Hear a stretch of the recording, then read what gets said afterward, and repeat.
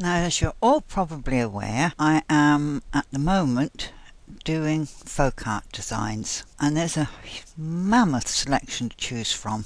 I've been looking at European folk art design mainly through European folk costume, and one thing that has struck me is the sheer volume of commonality between each regional folk art, which is hardly surprising given away the population moved around in Europe for centuries and how all the boundaries changed. Okay, well, you can see at the moment I've got two elements, and I've cut these two elements out of a much larger one. Let me go and open up the much larger one so you can see what I am babbling on about. These are all the various parts that I've cut out of a big design, and that big design adorned the entranceway to a building, and there it is. And I've simply cropped out the various elements, and they're not identical on both sides.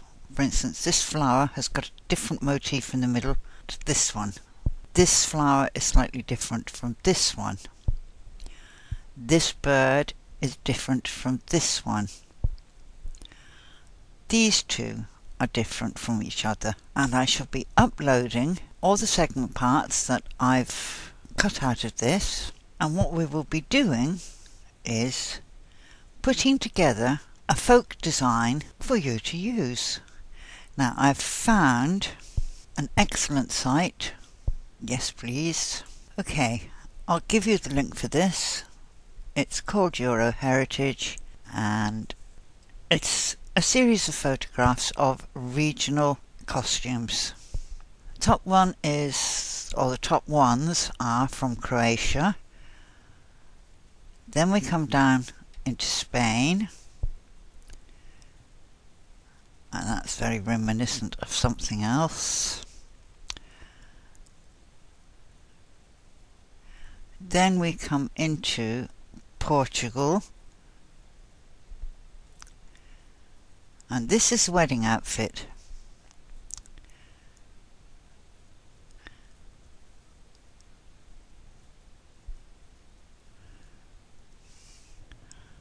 Then we come down into the Basque countries, and I believe now we're in Germany. Yeah, Germany, Netherlands, Austria and Switzerland. At one time, I believe it was called Bohemia.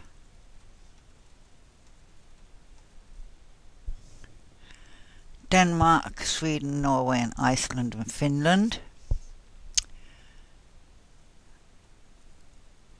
And what it doesn't show you is the wonderful rose marling work. And then these are a separate people, the Sami tribes of northern Scandinavia.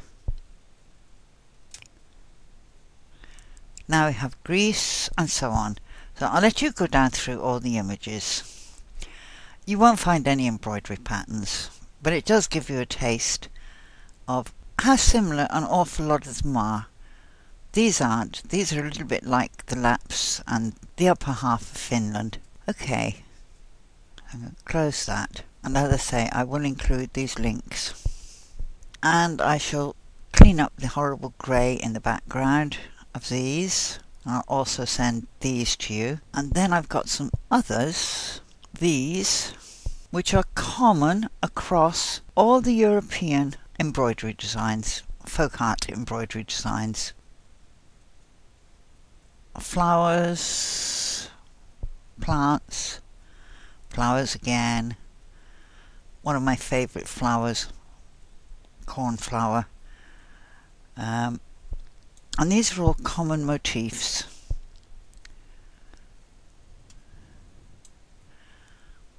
These are from folk embroidery, so I shall probably upload these for you as well. Now the whole thing is designed, or this whole set, for those of you who are still fairly new and a little bit timid about joining in when I set the challenges.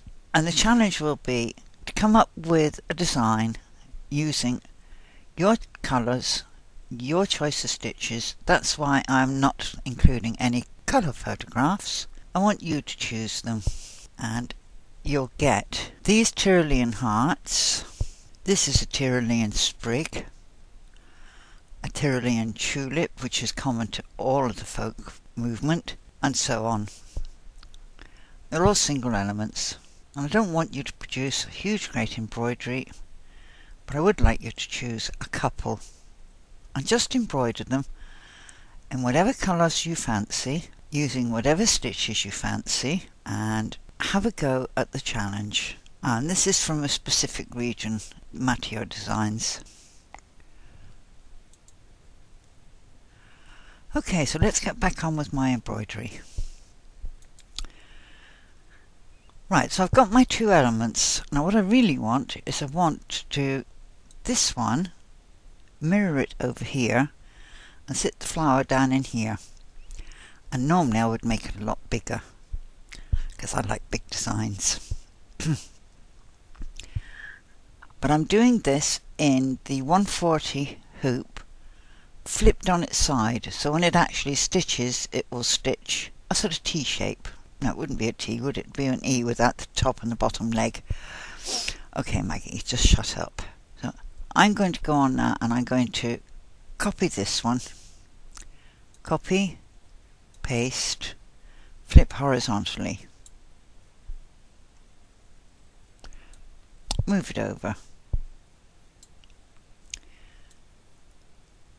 Unfortunately, as you can see, they're not cropped tightly enough just there, so I'm going to take this one into Coral Draw. That one is highlighted. Go and pick up the crop tool. There it is.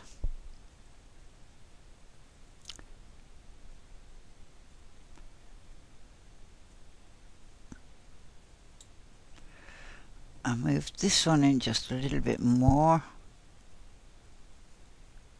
because I want these two lines very close together. Right, that's him cropped. Now I want to crop this one. I can pick up my crop tool again,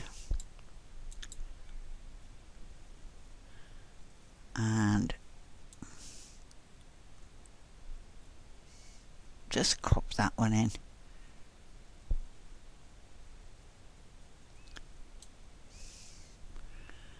That can move down a teeny bit. He can move up a teeny bit. And he can come in a teeny bit. I double click in the centre.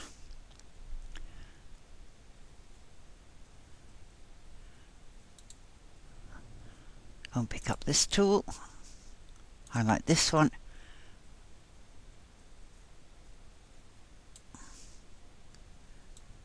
oh, it's too far down.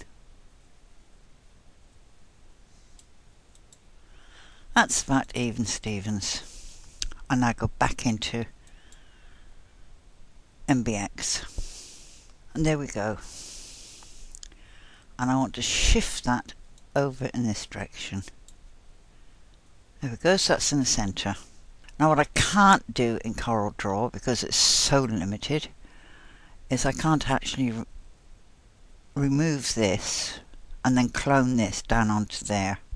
So I'll be doing the design, and even though this is going to sit down on there, I'm going to have to do this and then do that and move it down onto there. So I'll start that in the next video.